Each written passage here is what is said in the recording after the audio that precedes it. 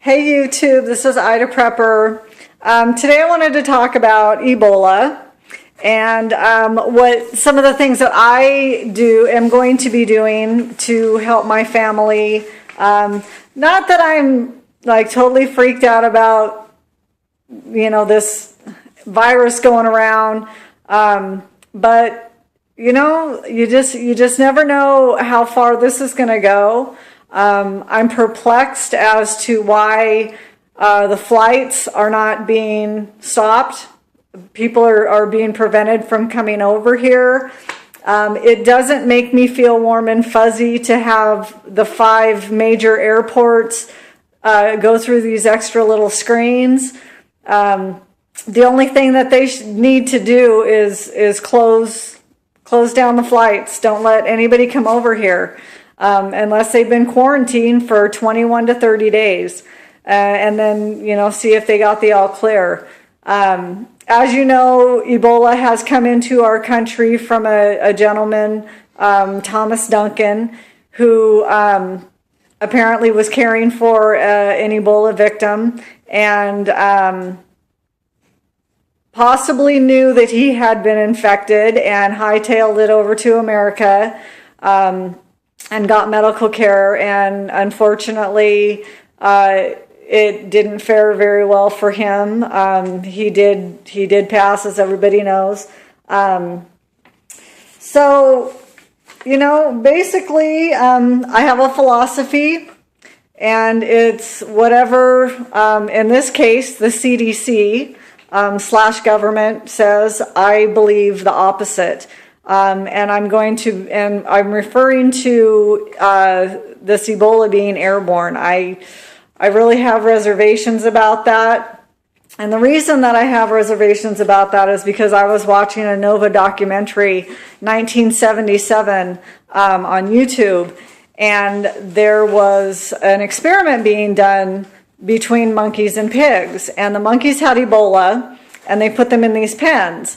And the pigs in another area, penned up, were getting Ebola. And they couldn't figure out how these pigs, separated from these monkeys, were getting Ebola. Well, come to find out, it was going through the air vents. And that's how they were getting them.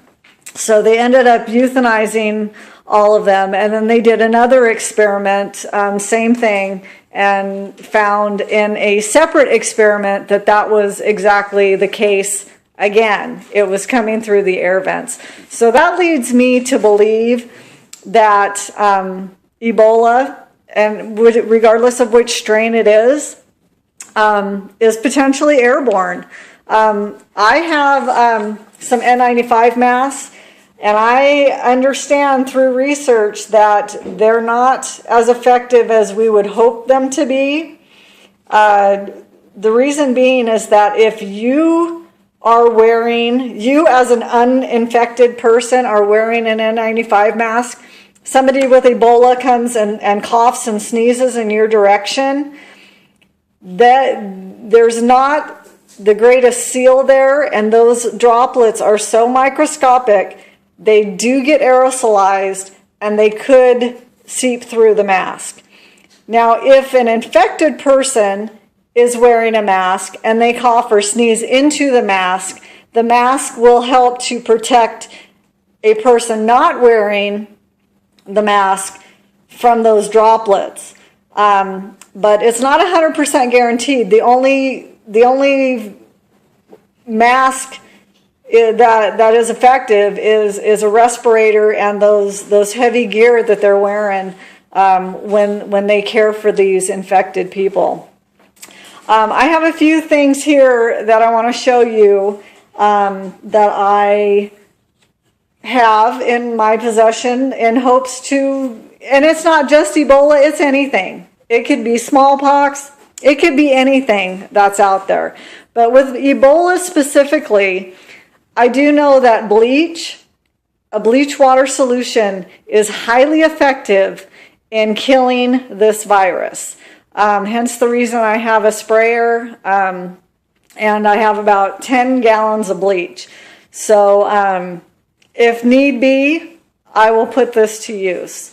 I have several boxes of gloves, which I wear quite often, as a matter of fact. I have disinfecting wipes, and I'm thinking I'm going to need a couple more boxes. But they do kill viruses. Don't know about Ebola, but Ebola is a virus. Hand sanitizer, it's not really effective because this is more on germs, not necessarily viruses. Now, my oldest daughter, she is a nurse, and the information that the CDC gave the healthcare workers is that this is a virus like any other virus, and hand sanitizer is just as effective in killing it, because they want you to tell you that it is bodily contact, bodily fluid contact is the only way, kind of like AIDS, that you can contract this virus. And I strongly disagree with that. I strongly disagree with that. Of course, I have my N95 mask. Antibiotics will not do anything for Ebola. Nothing. They will kill bacteria. They will do nothing for viruses. So they are completely ineffective. So if your doctor tries to give them to you, like the emergency room doctors did to Mr. Duncan, totally ineffective. It won't work. Their health ranger, he is a guy online that I refer to a lot. He's been spot on with a lot of things that's been going on. He recommends vitamin D and vitamin C. Vitamin C probably in high doses. It will help your immune system to hopefully prevent this virus from taking hold. It'll make your immune system stronger. So that's what he recommends. Now, vitamin D, because sunlight will kill the Ebola virus. Ebola does not like UV rays. So if you have ultraviolet lights, you can stand in those ultraviolet lights for 15 minutes, and it is said to kill the Ebola virus. Now, if you have a cut or a sore, it's probably not going to be so effective. But I understand, and it is a fact, that UV rays will in fact kill the Ebola virus. It does not like sunlight at all. Now, I'm pretty certain that Ebola can be transmitted by animals.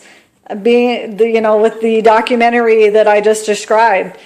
My concern is, what is that going to do to our food system? We are eating cows, we are eating chicken and pork and all these other animals. If a dog in Spain can cause such an uproar, there was a nurse in Spain who got Ebola caring for a priest. She has Ebola now. It was feared that her dog may have the virus also, so the dog was euthanized. That tells me that the CDC has a pretty good hunch that maybe animals carry this virus, can get it from human contact. So they euthanized this dog, and there was a huge uproar about it. I don't know. I really don't know. I do know that Dr. Brantley and Dr. Weibold, I believe, who transmitted the disease caring for Ebola victims over in Sierra Leone, they both contracted it, and of course everybody knows they came back here for treatment. They were pretty heavily garbed up, but it appears, and this is well documented online, that they received blood from an Ebola victim who had survived, which helped them to build the antibodies. I don't know if they received ZMapp or not, but I do know that they received a blood transfusion from Ebola victims over there, and one in particular because Dr. Brantley saved his life. So he donated his blood to Dr. Brantley, and Dr. Brantley, as we all know, is doing well, as is Dr. Weibold. Mr. Duncan didn't fare so well. I don't believe that he got ZMapp. I think he got something else, but we know he did not get a blood transfusion.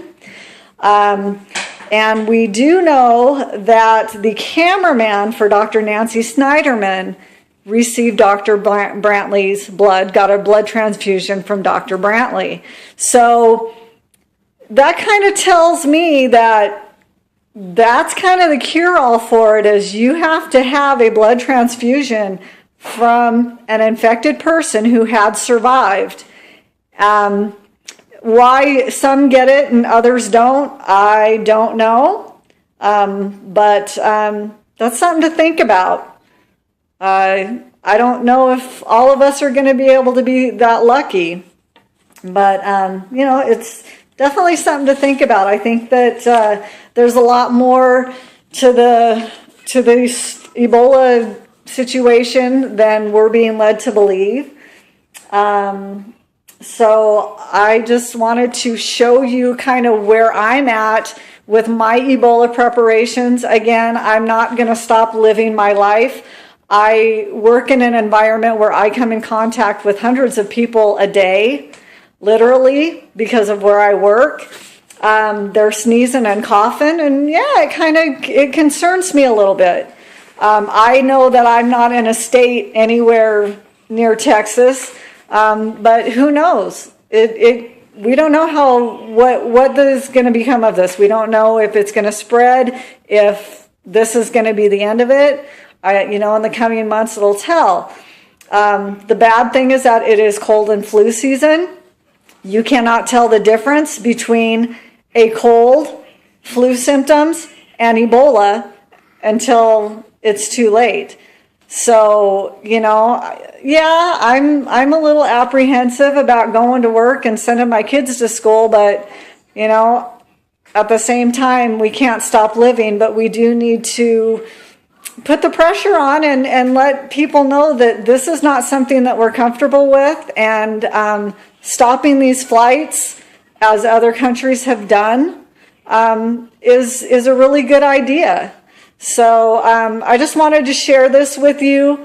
Of course, please do your own research, but this is just kind of a start that I have and thought you might be interested in seeing it. So see you later, YouTubers. Have a good night.